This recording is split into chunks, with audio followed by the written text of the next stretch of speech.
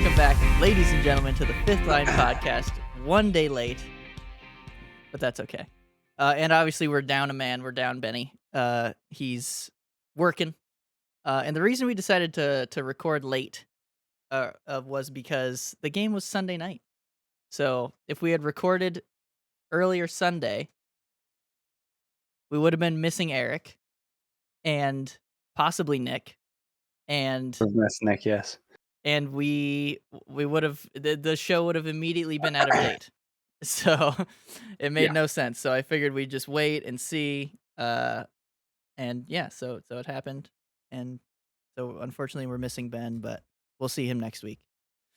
Yes. So obviously the Colorado Avalanche finish it off. They finish off my Lightning. It was a good series, and we'll get into it a little bit later. But right off the rip here, we're going to talk about the bracket challenge. I know some of you may have forgotten the Fifth Line Podcast bracket challenge. We do have a winner, and we have a tie for second. So the winner, you know what? The tie for second is a surprise. We've got Caroline, Eric's honey, and and my mom. My dad's honey, which is that's just not at all what I expected, but that's how it goes.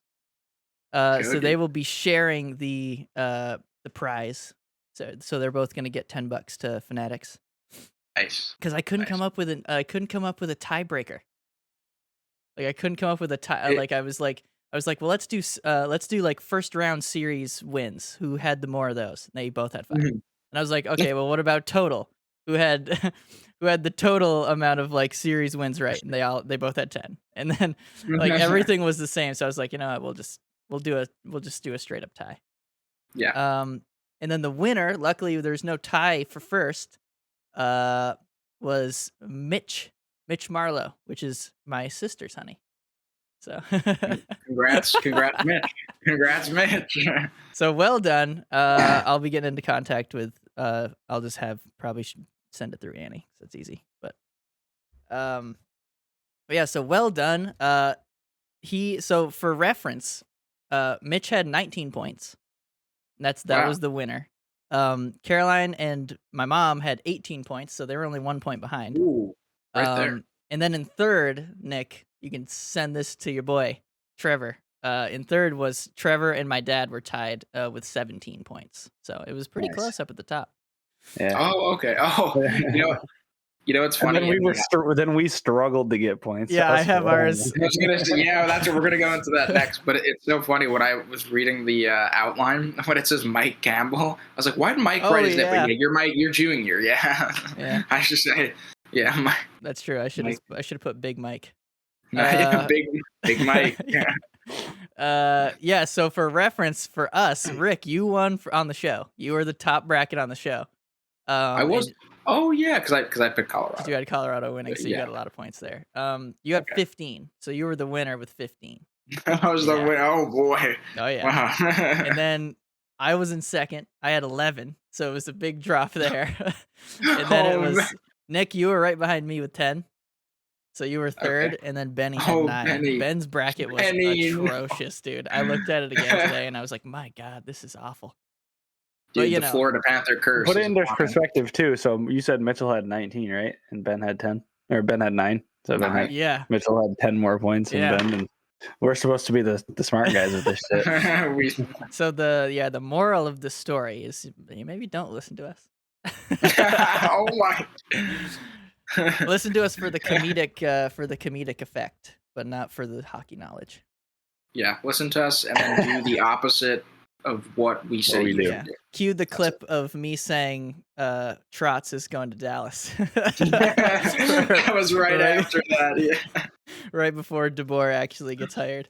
We'll talk about that a little bit later too. But you guys want to talk a bit about this final? Yes, I do. Wait, I need to confirm something first off. Remember last week when we picked who would win and in how many games? Did I say Colorado in 6? I think I did. You might have. I can't remember because I think it was. I feel like I did. I think it was 2 weeks ago when we actually had that. Oh, Sorry. Yeah, 2 weeks ago. Right. Yeah, because there was that. Yeah. But I think you probably did. Because I remember there was a lot of Game 6s and Game 7s. I remember I think Nick everybody was the only one who said Tampa. Yeah. Yep. Yeah, so I think I would not be shocked if you did get that right. Okay. So here's what I'm gonna say. And it was for both sides. It was for both sides. The officiating. Yes. Wow, it was bad. Terrible. Like really bad. And it was for both sides. So I'm not like, I'm not saying Colorado won because of the officiating. But it was like, man, there was just missed call after missed call. And this is just me because I'm watching it through the eyes of a Lightning fan. There were many missed calls that seemed to lead right into Colorado goals. And I was like 3 or 4 times these last 3 games, and I'm like, God damn it. Mm-hmm. Like a missed, like in my opinion, a missed penalty, or I don't know if you guys saw in game. Well, first of all, obviously the game 4, too many men. Let's start there. Did you guys see that? I saw that. Okay. Oh man, what do you think? What's your opinion? I did, and then like as a neutral party. So I don't know, because you look at that specific like isolated incident, and then I saw multiple other like screenshots of posts or like videos of saying of like, oh, here's a video of when Tampa had 8 guys on the ice, or like, you know what I mean? So it's like, I understand the point too, because the difference is McKinnon's like going off, and McKinnon's not even close to the bench at that point, and Kadri's already on the ice. It's different when you're at the boards, hopping over, going through the door, and the guy is on, right, within that like couple second period, or like that fraction of a time before you're off and on. But that one was a significant difference. I don't know either though, like it obviously gave him a step ahead of the rest of the offense for the Avalanche and the defense on the Tampa side. So could it have been called? Sure. I don't know. It's tough to make those calls, and I agree in that moment too, because you're gonna blow that dead, and then all the Colorado fans are gonna be like, "What the fuck? That's a terrible call." Yeah. No, that's true. And a lot of, especially calls like that where it's like 50-50, it's a judgment call. You're gonna be damned either way. So you kind of just have to pick one. Yeah, because like imagine if he makes that call, somebody's gonna be like, is he seriously fucking making that call? It's a Stanley Cup, and like, and then Tampa scores on the power play. Yeah. Another thing, I thought, I'm like, whatever, because that's kind of, those things happen all the time. Throughout the game, there's people hopping on early like that. The big thing for me is that usually when that happens, the puck is either way up the ice or it's way behind. So the puck's not being played by anybody changing. The big thing here was McKinnon was whatever he was, 20 feet away, and Kadri is his replacement, jumps on and receives the puck before McKinnon is, like, he plays the puck before McKinnon's on the bench. So this is my question about this. I know McKinnon was far from the bench, but by the time the puck hits Kadri's stick blade and he's in possession, is McKinnon any closer? Yeah. Oh yeah. I thought he was close. He's on. Well, he's not on the bench yet. You see it. Yes, but he's closer. He's like up against the boards. So it's not that big a deal. But Kadri's his replacement guy, so it's like, especially if you're the one who's next to play the puck. So like nobody touches it in between when McKinnon's going off the ice and when like they pass it up and Kadri receives the puck, right? It goes from, I don't remember exactly how the play went. It goes from Byram to Lehkonen to Kadri. Yeah.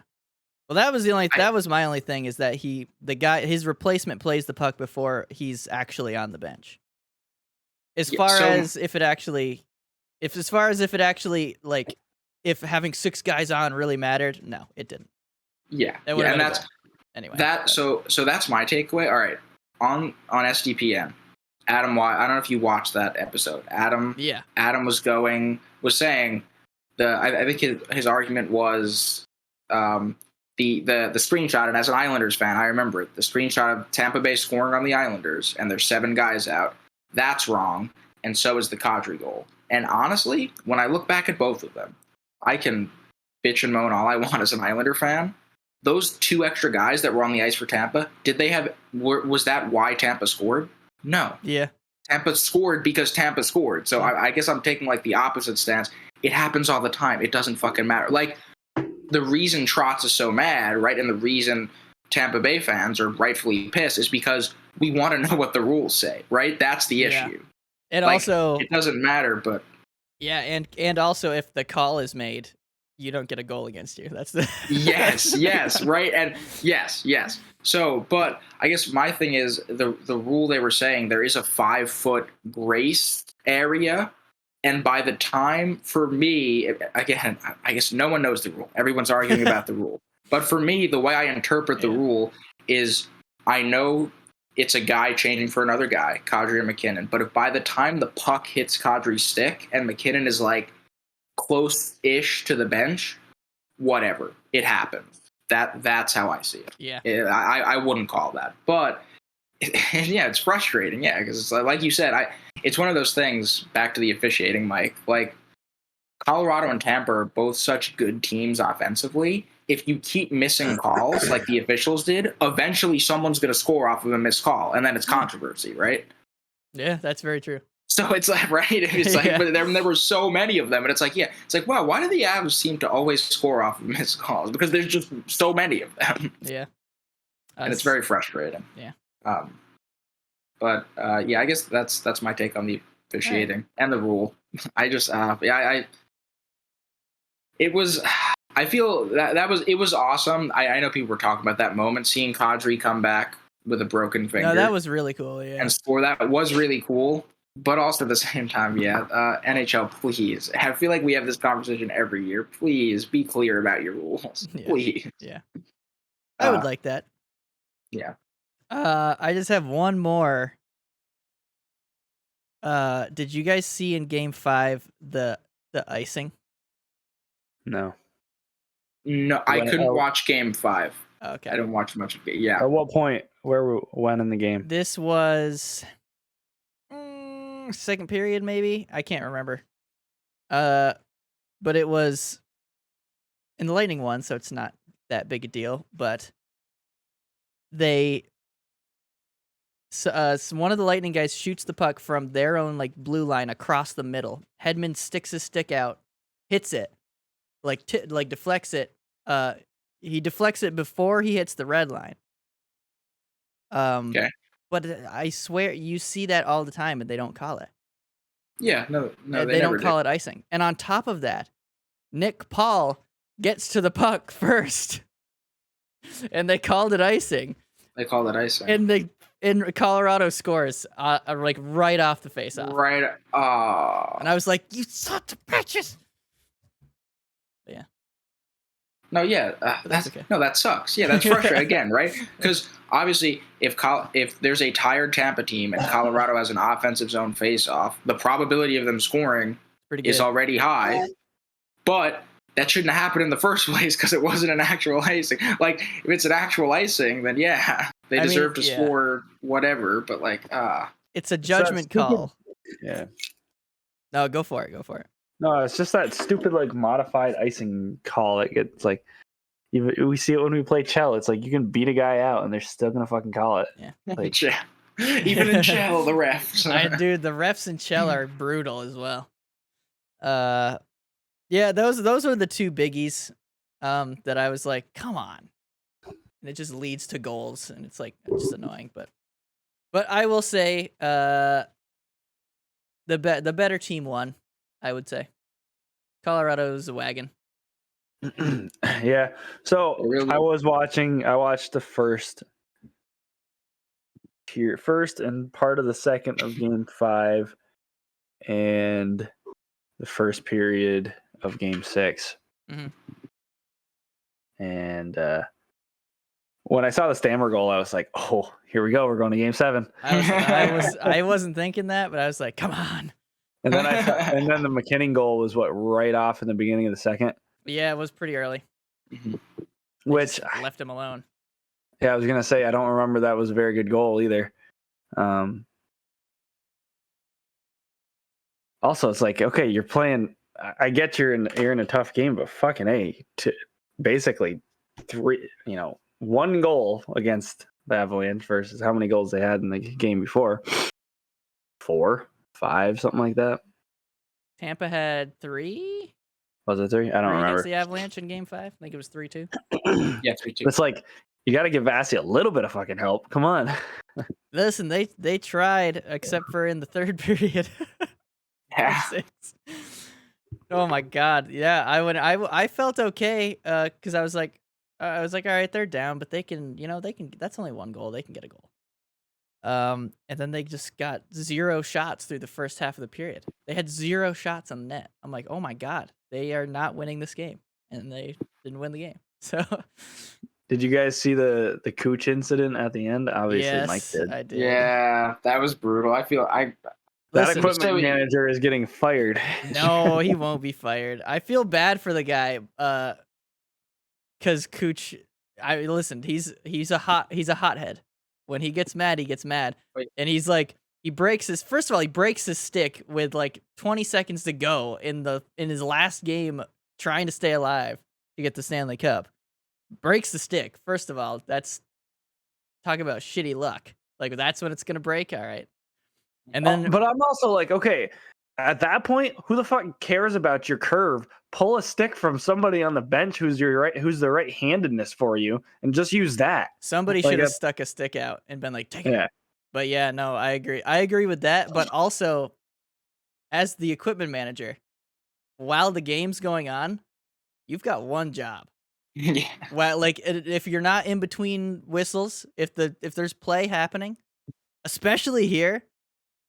Like, he should have seen that stick break and immediately been like, it's Kucherov. He's not getting off the ice at this point. He should have seen the stick break and been like, okay, I need to get a stick. I need to get one of his sticks for him. And you would think that, like, you're going to know exactly where Stammer's sticks are, Hedman's sticks are, and his sticks are. Like, those should be the 3 guys you should be like, okay, boom, here it is. That being said, Kucherov did not need to throw his gloves at the guy. That's mean. Yeah, that was pretty. That was it. That was a tantrum. That's what that was. Also, understanding the coming out in him. Also understanding the emotion, though. He's obviously very frustrated. Yeah. I know he gets hot at it, and sometimes it is unreasonable, but the guy does want to win. Oh yeah. You at least like to see that. That's all he. I think that's all he cares about. Kucherov will do anything to win that, man. Will do anything to. And he's back in the day, like a few years ago, you wouldn't see him battle. He didn't really battle. Like, he would only really do stuff if he was in the open ice. And like on that first Stamkos goal, dude, he was battling McKinnon. McKinnon beat the crap out of him, and he took it to make a play. He's like, nah, screw you, I'm gonna fend you off. Did you see the hit that Stammer laid on McKinnon? On McKinnon, you know what? Yeah.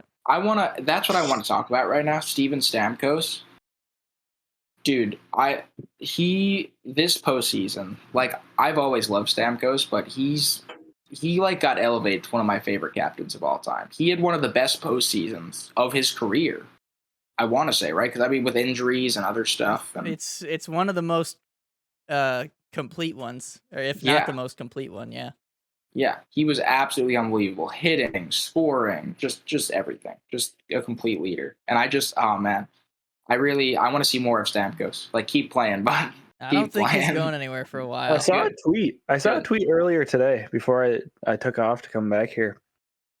Something said along the lines of, like, Tampa still has the majority of their core intact, plus all the young guys, Sorelli, Point, Cooch, yada, yada, yada, yada, yada. So they're still going to be good. It's going to... We'll talk about it more next week. So I think we're going to do, like, free agent stuff next week. But they've got their core guys, Hedman, Vasi, Stammer, Cooch, Point. They've got them all locked up. It's going to be who they add and how much they can get him for.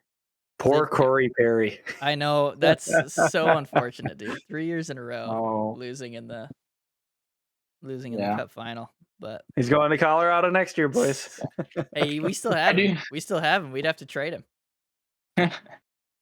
My final thoughts on this cup final. First off, absolutely, it was honestly one of the best Cup finals in years. Both teams were absolutely incredible.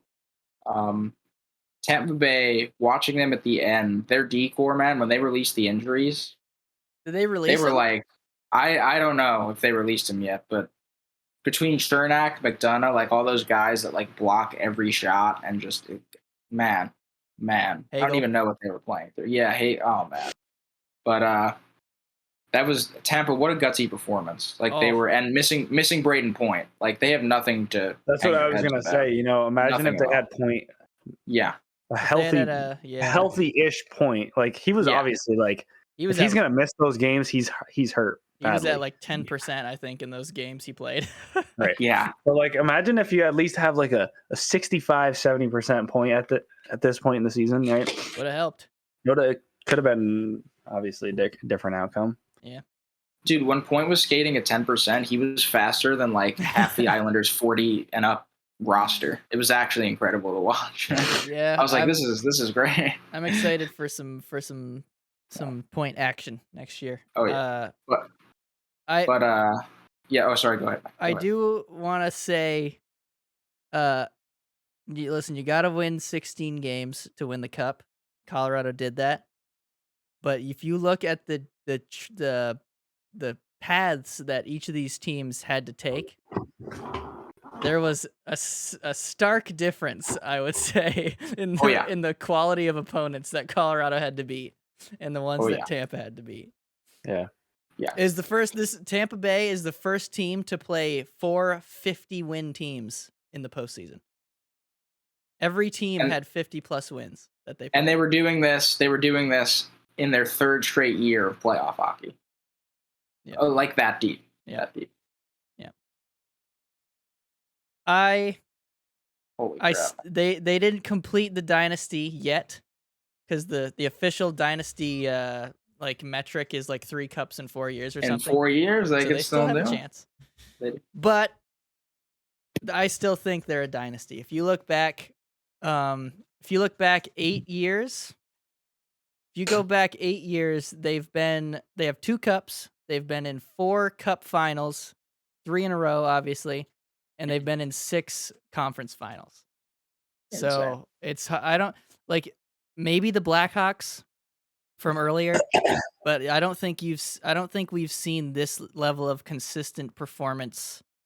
Well, maybe not consistent, but this level of like performance out of a team since like in the Cap era. Yeah.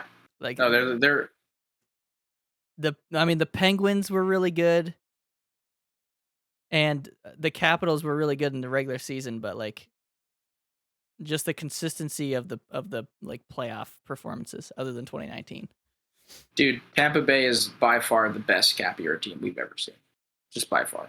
And someone could try to make an argument of that. I will just disagree from the start. Like, I'm sorry, they're absolutely incredible. I know before when I said 3 straight years of playoff hockey, I should have said 3. It's been how many straight years of playoff hockey? It was 3 on the 3rd year of cup runs, essentially. Yeah, I think bless you. Oh, bless you. I think they missed in 2017-18. I think they actually did miss the playoffs. There was 1 year where they weirdly missed the playoffs. Oh, and then the so rest you would know that because you really follow. Well. Yeah. Okay. But dude, Colorado, they have most of their core still. Man, that's what I wanted to say. Congrats to Colorado. Cale Makar, what a playoffs, what a series. All those guys. Val Nichushkin had like, oh my god, he's a force forechecking. Oh my goodness. Yeah. He played really well. It's crazy with Nichushkin too because Nichushkin played for Dallas for a while. Yeah, he did. He was with Dallas when they lost, wasn't he? Yeah, I think so. Well, that's a good. Maybe, I don't know. I'd have to look. I would also have to. Nichushkin was garbage when he was in Dallas. Yeah, Nick, do you know the stats? No. I think he didn't have any goals all season. It was like 0. 50-something game. He went like 50-something games with like 0 goals, 0 penalty minutes. But his defensive metrics were unreal, like absolutely unbelievable. And I think that's because Dallas was playing him as like a post him up in front of the goal kind of banger like Kreider. And that's not his role. Why would you do that when you have Pavelski? Pavelski wasn't there at the time. Oh. No. Well, never mind. And that's why, smart move by Colorado, they see the analytics, right? Two teams that pay attention to analytics, the Lightning and the Avalanche. So they see a guy like that, they're like, oh, we could definitely fleece to get a guy like that, and then put him in the right role. Then they put him in the right role, and everyone's like, wow, he's doing good. Surprise. I just think it's wild. What's wild to me about Colorado is that their leading points getter in the playoffs is their freaking defenseman. Like, it's not even McKinnon. It's not Landeskog. It's not Rantanen, which where the fuck was Rantanen in the playoffs? Like, he was not that he was non-existent, but like, you didn't hear much of anybody saying anything about him. That's very true. It's like, holy shit, he's the reason they won the game. Which he very easily could be one of those people. Dude, Nick, you are 100% right. I was thinking the same thing. Like, especially in the last series, McKinnon really didn't do much against Tampa, but there was a stat line too going in. There was a stat line going into the game last night. Oh, I'm probably going to get it wrong, but I believe it was like he hadn't had a goal on like 25 shots or something like that. Oh, I could see that. So he had a shitload of shots that he's not making an offensive impact. So, and that I saw it when we were watching the game because they were breaking down how he's playing because he's all over everybody and he's like obviously trying as hard as he can to be an impact player, but it's obviously not doing it on the offensive end of the ice. Yeah, and that speaks right to Colorado's depth, and that was what impressed me the most in the series from Colorado. Like, just all of their lines were rolling because Tampa the past 2 years, like, I mean, what was their big line, right? Wasn't Stamkos? I mean, right, in 2020 when Kucherov and Point I remember they just obliterated the Islanders. The two of them together were absolutely unstoppable. It was incredible to watch. I'll never forget. You remember that like chip pass where it was a pass and my god, and Kucherov turned his blade over to ramp it up. Oh my god, that was sick. But Tampa the next year, how did they win the Stanley Cup? Not with just their big guys, a third line, right? Depth, because they made all the right moves, and all those moves, Josh Manson, all the depth of the college kids. I say the college kids. I think both of them played college hockey. Alex Newhook, Logan O'Connor, speedy forecheckers, Lehkonen, the game-winning goal to get the cup is a trade. Like, they made all the right moves, and their depth showed. You know. Yep. So that was, I think, that's what impressed me. I think one thing that and it's probably just because it'll come with experience too. I was watching a lot of Makar last night. I think as everybody was, and it's like obvious that he's this high-powered talent that nobody's ever seen before. But if you watch him, or at least watched him a little bit last night, I think he's trying too much too. Because like there was a handful of plays where he's like, turnover, and there's like he makes some questionable plays on the defensive end of the ice and the offensive end of the ice. It's like plays that a normal defenseman is never going to make, but he can do it because he's uber talented, right? But his skating helps him get away with it. If he loses the puck, if he loses the puck, he's going to catch the guy before he gets to the other blue line. So that was the other thing is Tampa is not the high-flying, speedy team that they once were, and they could not match Colorado. So they tried to bring him down into the mud, which they did. For a few of the games, not the game 2. They just sat around game 2. I don't even.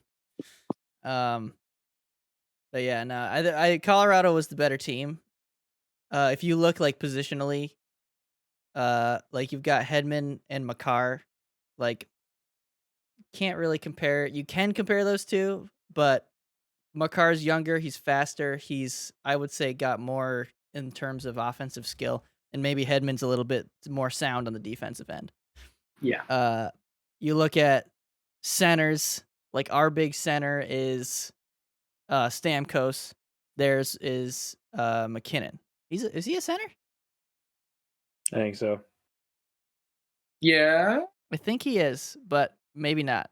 If not, then it's Cooch and McKinnon. And again, I love Cooch, but McKinnon's just faster. Speed is in today's NHL. Speed is more important than almost anything. Yeah. And the Lightning just couldn't match it. But. Yeah. Again, well, who's the Lightning speed, right? Braden Point. Braden Point, yeah. He was unfortunate, but still a hell of a series. And yeah. I will say that one last thing. Shout out to a few specific dudes. Jack Johnson, guys. Oh, God damn it. Not Jack Stanley Johnson. Cup champion Jack Johnson. And that goes to show how good of a team Colorado was, because they somehow managed to get Jack Johnson to Stanley Cup. No, Jack Johnson actually played okay, honestly, from the little he did play in the playoffs. But Jack Johnson, Stanley Cup very funny. Andrew Cogliano, he had, I think, what did he had, 1,100 and something games played? Something like that. He had a lot of points in this series. Yeah. Oh my God! He took the shot off him last night, and that looked like it was painful. This is the other thing. I have not seen, and listen, I understand you make your own luck, and the Avalanche were making their own luck, but holy shit, no. I've never seen a team so lucky. The last 3 games, they had 2 goals that weren't ricochets off somebody in front of the net. Mm-hmm. And I was like, come on! At some point, we got to get one of these. Never did. Oh, yeah, I feel you on that, dude. I know. When you look at the quality of the goals, yeah, it's like... in game 5, where Tampa won, they got 2 goals. One of them deflected off of McKinnon's skate in the crease. Mm-hmm. He didn't even know what was going on. It just went in off his skate. And one of them was being backhanded 8 feet wide and goes off Cogliano's pants and in. And I'm like, come on, dude. Like, how unlucky. And that you bring me to something that I was thinking about in this series. Congrats to Darcy Kemper. But my goodness, Andrei Vasilevsky, man, is just every year is just absolutely unbelievable. Yeah, he still got it. Kemper, I like that Kemper after the game said, I mean, obviously I'm happy for Kemper. Obviously he is a good goalie. Yeah. But when he said, he's like, oh, the guys in front of me, make it easy. Like, he had to make that one save in the end, sliding across on Kucherov. That was a good save because there was no rebound out of that. That wasn't the best shot. Wasn't the best shot. Kucherov, Sucked ass. Yeah, it's not where he wanted to put it. You could tell by his reaction. Yeah. But right at that point, you got to swallow it up. You're brought in to just play the role, right? Do what you got to do. Let the other guys do their thing. So congrats to Darcy Kemper too. But Andrei Vasilevsky is the goaltending MVP of the playoffs of that series. He's just absolutely unbelievable. Yeah. Yep. He had some stinkers, especially in game 2. But he got him out early. As soon as he figures it out, he usually doesn't not figure it out. I mean, he has played the most hockey for any goalie in the last 4 years. So. Yeah. Very true. Dude, yeah. Very true. Brian Elliott got the best seat in the house to the 2022 playoffs. Yeah. Man just didn't play a single game. No. That's the other thing. I remember when they won back-to-back, what's his name? Who's the commissioner? Bettman. Gary Bettman. Was like, not since Ken Dryden did a goalie play every game in a back-to-back run. I wonder what the record is for playoff games in a row for a goalie. For a goalie, yeah. Because like the Islanders, did they have the same goalie during their four in a row dynasty? There's no way. Billy Smith, yeah. But there's no way that through all 4 years he played every game. No, he didn't. Yeah. Okay. He didn't play every game. Oh. Yeah, but they did have. Yeah, Billy Smith was. He was their main guy. Pretty sure. He was their main guy. Oh, Billy Smith. Man, that's when the day. Remember when old goalie sticks were just like thick pieces of wood? Yeah. if you were in Billy Smith's crease, he would just the space where there's no pad behind the shin pad. He would just make you not go near him again. And no, that is very wrong. But also at that time, that's just how hockey was. So, man, I guess you just have to deal with it as a forward. I don't know what to say on that. Yeah. One last thing, and this is just a funny thing. Well, funny if you're me. I don't know if you guys were watching, but if you watched Kucherov, he kept slashing Kemper every chance he got, dude. If Kemper came out to play the puck and Kuch was forechecking, Kemper would get rid of the puck and Kuch would do a flyby and just slap his stick. And I was like, dude, stop doing that. I don't know how nobody tried to fight him. He was pretty funny. And then he would Kemper has the puck and the whistle goes and Kucherov makes it a point to skate as close as he can to him and rub up on him. I'm like, how is nobody fighting this guy? No, that's funny. I love that. Yeah, no, dude, Kuch will do anything to win. That man does not care. He's a little SOB. He's just so goddamn lazy sometimes. Yeah, it bugs me. I think he's tired because he has to put the team on his back. I mean, that could be. He led the team in points again. Yeah. That's the thing. He looks skates around. He doesn't look like he gives a shit, and he still is leading the team in points. Like he's doing it in his sleep. Dude, that was his secret though. The year when Columbus beat Tampa, he had 128 points. 8 points, and then he realized he's like, wait a minute, if I get 128 points, I'm not going to win, so I'll just keep it in the 100 range, and then I'll just win every year. He just controlled his power. No. He's like, I got to keep it to 1.2 points a game. A game, yeah, this is perfect. Yeah, no. Yep. Well, and I can't believe it, guys. That's it for the NHL season. That's the 2022 season. End of the first full season in other than bending the cup. Congratulations to the Avalanche. Yes, congrats to the Avalanche. Yeah. Well done. I believe also this Stanley Cup final was the two favorites at the beginning of the season. Yeah. So that's pretty cool. Yeah. And as much as the Dallas Stars were a good team, and the Canadians made it. they were a team. This was the best cup final that we've had in a while. As far as the teams and how evenly matched and the caliber and whatnot. But yeah. Good job. And everything for the NHL was up. But listen, officiating, man. The officiating and also the commentary. Dude. They gotta get that Nick's face. They're awful. Yeah, if they fucking have Chelios and Messier on the panel next year, I swear to God. Okay. People aren't gonna watch. You don't like those two? No. Okay. I didn't care. Those two I don't mind. I actually like Chelios and I like Messier. I didn't mind them on the intermission. But whoever was doing color, not whoever wasn't Ray Ferraro. I don't know who it was, but they were getting shit wrong the entire series. They were calling Chernak, and this was happening for the whole playoffs too. They were calling Chernak Stamkos, and I get it, 91-81, but are you shitting me? You can't tell the difference? They were getting teams wrong. In Game 6, they said Maroon has won the last. He said they were like, Maroon's got 3 cups in a row. He of course had the one in 2019 with St. Louis, and then they were like, and then the past 2 years he's been with the Avs. And I was like, what? No. He's not. He's not with the Avs. Like, come on, guys. Get your shit together.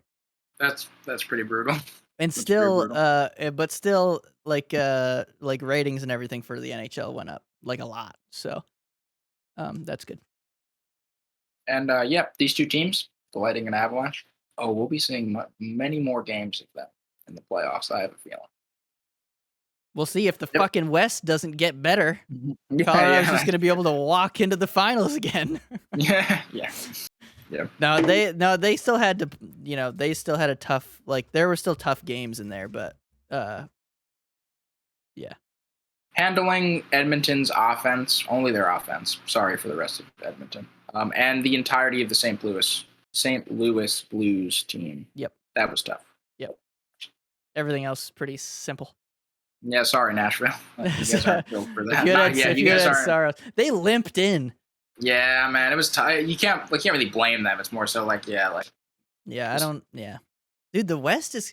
You look at the, and maybe it's just because of this past season, but you look at the difference between the East and the West. The East has so many good teams, and the West just does not.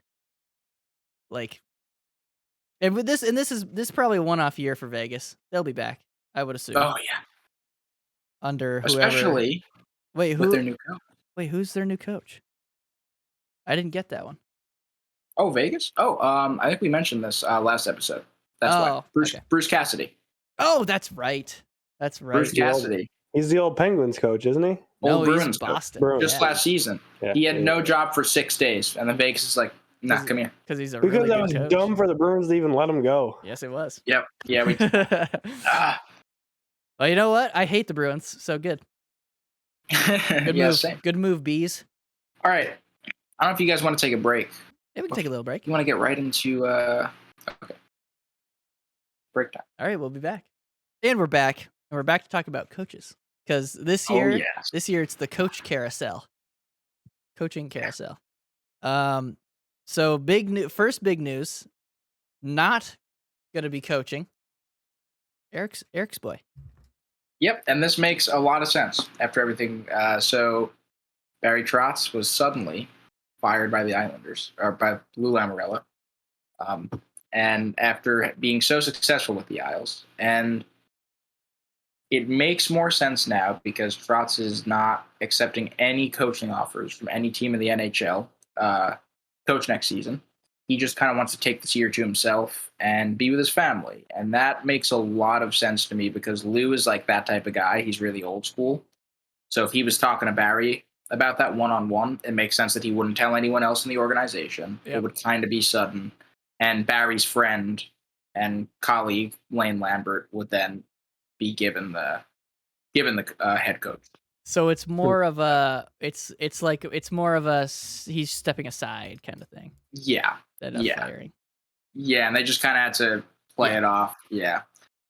But I know I saw a bunch of memes on Twitter. It was funny. People were like, Barry Trotz looked at that Winnipeg team and chose to take a year off rather than accept a coaching offer there. I'm like, that's kind of messed up. What was that and the Flyers? I know he got offered a big contract by the Flyers. $7 million, and he turned it down. $7 million for a year?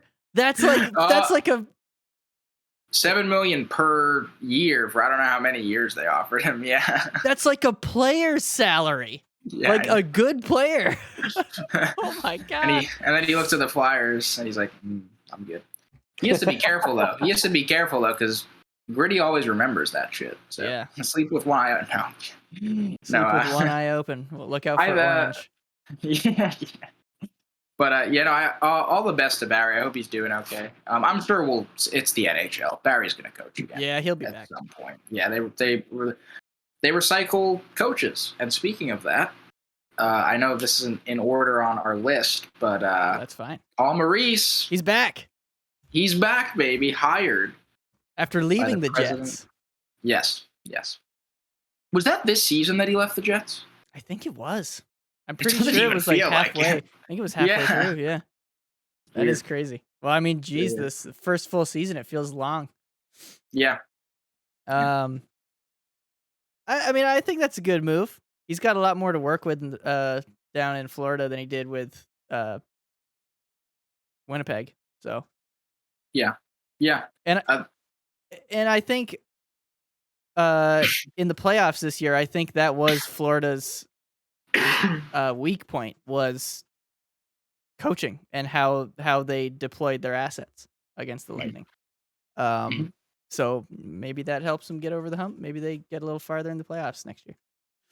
Yep, I agree. It's one of those things, right? Like you can't really go wrong with it. It's you have Andrew Burnett, and then you have an experienced guy who we watched lead Winnipeg to a Western Conference final. They didn't win it, but a Western Conference final, and that was when Winnipeg had all their stars, and Bufflin was still there. Yeah. They had a nice mix of veteran talent and some young guys. So, which the Florida Panthers also have. So. Yeah. So yeah. Interesting. Yeah. Very weird. But we still don't know who's going to Winnipeg then. No. They still are coachless. I'll do it. Very strange. Well, it won't be sports. I'll do it. I'll be like, just change. Who's supposed to go on the ice? I don't know. Someone pick rock, paper, scissors, shoot. Or whoever wants to play. Did you guys talk about the Torts going to the Flyers last week? We did. Yes. Yeah. Because him and Gritty are going to be best friends. Yeah, dude, it's the best combination ever. Tortorella and Gritty. Oh my god. I think they're gonna find Gritty's corpse on the ice, and Tortorella's gonna be like, "That wasn't me. What you talking about, dude? If Tortorella kills Gritty, Gritty will haunt him for the rest of his life. Gritty has that power. I know Gritty transcends just the physical orange body. You know what's funny is I could totally see the Gritty costume. If like Torts gets pissed off about something, like I could totally see him throwing it on the ice, so they actually find his corpse on the ice. Takes it out at a practice. Yeah. Well, what do you think about that, Nick? What do you think about Torts? I think it's exactly what they need, to be honest. You know, there's a lot of they don't have a good team, which doesn't help. It does not. But maybe he'll be what Carter Hart needs to get him in shape. Could be. I mean, well, also, if you think about it, where was he before? Columbus, where they also didn't have much. He's always been that coach to get as much out of his players as possible. So, we'll see. Nick, here's my question for you. We're moving on to the next coach. Peter DeBoer, coach of the Stars. How do you feel? Did you talk to Brian about that? Oh, you okay. I did. Before it got official, he was like, "Oh, DeBoer should be." It was the chatter around how DeBoer should be signed by the Stars within the next couple days or so. Yeah. And I was like, I think DeBoer got a lot of flack for not making the playoffs with the team he had, and then people are easily going to forget that the fact that they didn't have a starting goalie as a goalie for the last 2 weeks of the season. Yeah. So like without an actual like legitimately good goalie, you're gonna have a hard time winning. And they had so many other injuries throughout the year. Then like, what do you want from them? Yeah, like but that's. Yeah. I was thinking about it a little bit, and I think it's not bad for Dallas because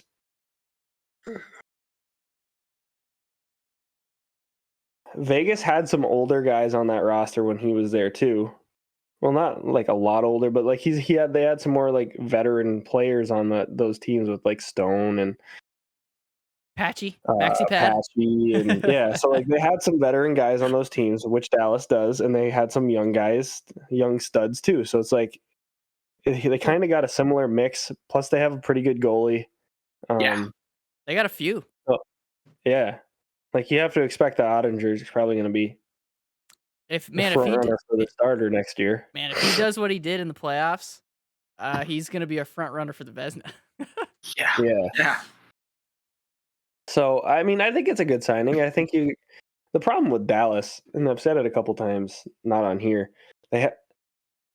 Ben and Sagan have to play better. Like the big three they have, the big three from the Cup run, 3 years ago, whenever it was. 2020. Ben Sagan and Raju. Yeah. They're all getting older. They're all not performing like they used to, obviously, because they're like fucking 35 plus. Not Sagan, but I know Ben's getting up there. He's pretty old. We've talked about it. Raju's getting old. I think he's like 38 or something. Yeah, so it's like you got to try and just squeeze as much talent out of those guys as you can for the next couple of years while you still have them, or you got to kind of pull a Minnesota move and be like, buy him out and just get him out. Take the cap. Am I wrong? Is this what you were looking at, Eric? Is Radulov went over to Russia, right? Radulov signed. Alexander Radulov is not in the NHL anymore. He signed a 2-year contract with AK Bars Kazan. I hope I said that right. Bars in the KHL. Yeah, he's gone, dude. I know. It was so quiet now because the Stanley Cup Finals were happening, and I'm just like, okay, whatever. Yeah. So there's a bit of cap room for him. Yes. I still think Dallas is an attractive team to go to because they're still good. They're hanging around, yeah. Yeah. They were right there. They were in the hunt. Listen, their team was pretty brutal, I would say. Other than like you got Heiskanen, you got the Robertson kid, you got Pavelski. Who's Pavelski? Which is crazy to say that Pavelski's still the oldest guy that they're relying on. Like, come on.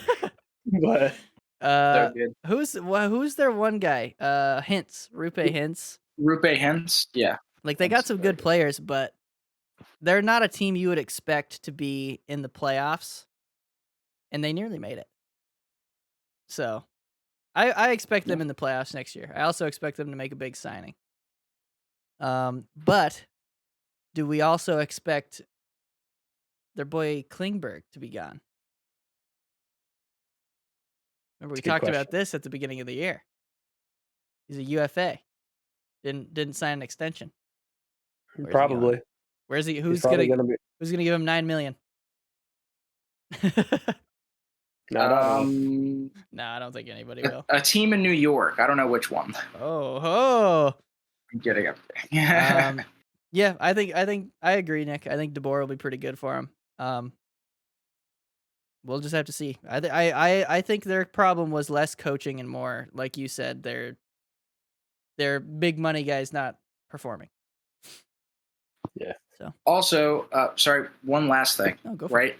Ben and Sagan having to contribute more offensively. Finally, not having a just defensively minded coach, right? That and a new voice in the room. That's big. So I could see a resurgence. I could. Let's see it. Let's see it. I like Dallas. I don't. Yeah, me too. I don't have like any bad feelings against Dallas. And last but not least, however you want to say it. Luke Richardson, who we'll probably talk to Ben about this next week. He was the Habs assistant. He has been for the last couple of years, I think. Oh. But he's moved on to the Blackhawks. He actually took over. Remember last year in the playoffs when Ducharme got corona? Oh yes, that was the guy that took over. He took over the bench. Okay. Yeah. So he's now the head coach of the Blackhawks. So that sucks for him, but also good for you. It's not the Flyers. It is not the Flyers. That's a good point. But also, it's a team that's actively shopping Alex DeBrincat. So, dude, you don't even know. As soon as I heard that, I was like, "Yeah, the Lightning. How can the Lightning get him?" Yeah, because dude, if they could somehow get DeBrincat, then they've got DeBrincat, they've got Hagel, they've got Point. Oh, they've got the next core. If they were able to get him, but they won't be able to. They won't be giving up enough. I don't think to. Dude, Brian Elliott, 1-for-1, easy. 1-for-1. Dude, how about Killorn? I think they're gonna trade Killorn this year. Dude had 0 goals in the playoffs. He had like 4 assists. And he has 0 goals. He's old. I love him, but it's time. It's time to. And he commits penalties at an alarming rate, whether they're called or not. I see them. And yeah, he's just. I think it's time to move on from big killer. But yeah, trade him for T Dick. Yeah. 1-for-1. Yeah. Bring him back. Yeah, let's go. But yeah, so Richardson goes to the Blackhawks. I mean, he coached the Canadians well when he was there. Yeah. But like we don't really have a lot of. Ben would probably be able to talk for an hour on this, but we don't really have a lot to say because Ben, I haven't really. If you're watching this, leave us a message in the comments, Ben. Yeah, leave us. What do you think about the Luke Richardson? Leave us a 5-page comment on how this is going to be good for the Habs. Interesting. Yeah, I would like to hear from Ben about that because I get when I saw the name Luke Richardson, I was like, that sounds familiar. I have no idea who that is. Okay. Yeah, we'll definitely. Well, you know what? Well, that's what we'll do next week. We'll start the show with that. We'll start the show with a few minutes of Benny talking about that. Just see what he thinks. Okay, cool. And now, no dilly dallying. We're gonna go straight into the awards. Let's do it. Because they did the awards on Tuesday. It was one of the days in between the games. It was in between 3 and 4. It was in between 3 and 4. So I think it was Tuesday.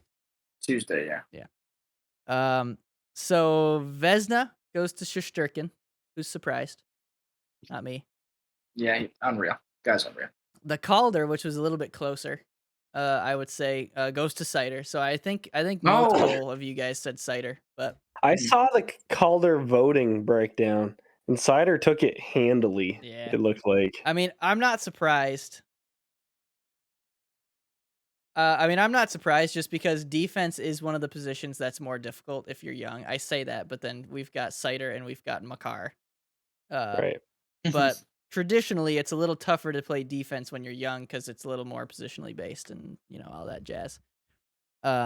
Similar to how center is a little more difficult when you're younger.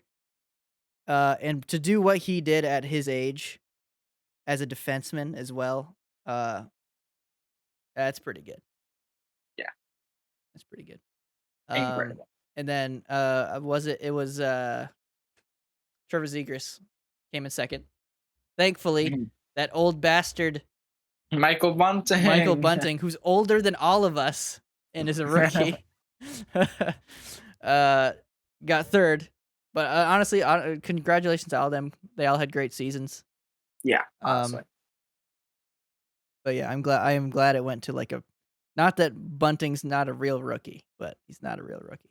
It's just, to do for Seider to do what he did on a Detroit team, too. As consistently as he did, that was very impressive. Yep. And then Makar wins the Norris, which pisses me off.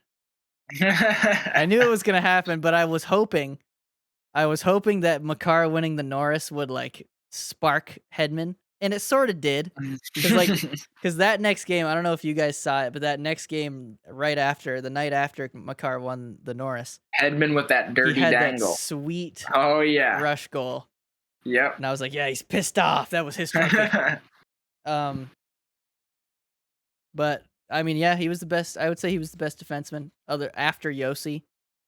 But Yossi just won it last year, so he can't win it 2 years in a row.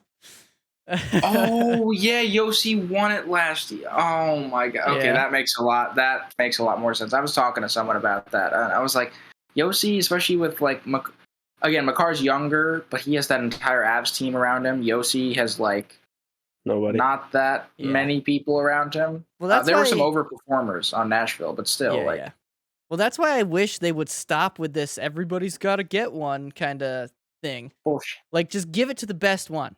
Yossi had he had 100 points. Yeah, as a defenseman on a not that good Predators team. That dude's the Norris winner. Makar is awesome, but that dude's the Norris winner. Come on. Yes. But all right, and that's the thing, right? Yeah, both of them deserve it. Yeah. But Yossi, come on. Yeah. Makar is gonna win it forever now. If he plays, you say that. But how often have I been like, oh, Hedman's going to have a whole bunch of these? He's still only got one. Yep. Because they got to give it to the guy that doesn't have one yet. Bullshit. Same reason that Fleury got the Vezina. Yossi didn't win it last year. Fox won it last year. Yossi won it the year before. Oh, you're right. Yep. So Yossi should have won it this year. Oh, but he's already got one. Good memory, though. I forgot about Fox because he did fuck all this year. Yeah. Actually, he did okay, but he wasn't. Yeah, he had a good year, but he wasn't the force he was last year. Yeah. But yeah, so then to Matthews, cleaning up. Grabs the Lindsay in the heart. Yep. Which the Lindsay is like is that like the sportsmanship? That's like the sportsmanship award, I think. Isn't it? Is it? I'm gonna check. Remember we had that episode where we went through literally every single award, and I just fucking can't remember. I think it's I was right about the Masterton. They gave it to Price. Which one was that? That's the one that like exemplifies like perseverance and everything. That's the one Bobby Ryan won that one year when he came back. Yeah. Okay. So what awards are still left out there? I think that's it. When they did the NHL awards, they finished them off. The Ted Lindsay Award represents the highest level of respect and the ultimate peer review. So it's voted so it's players. By the Players Association. All right. Oh, so on top of being a good player or a great player, he's a good dude. He's well liked by the players. Except for he's friends with Justin Bieber, so that just knocks him down a little bit. Yeah.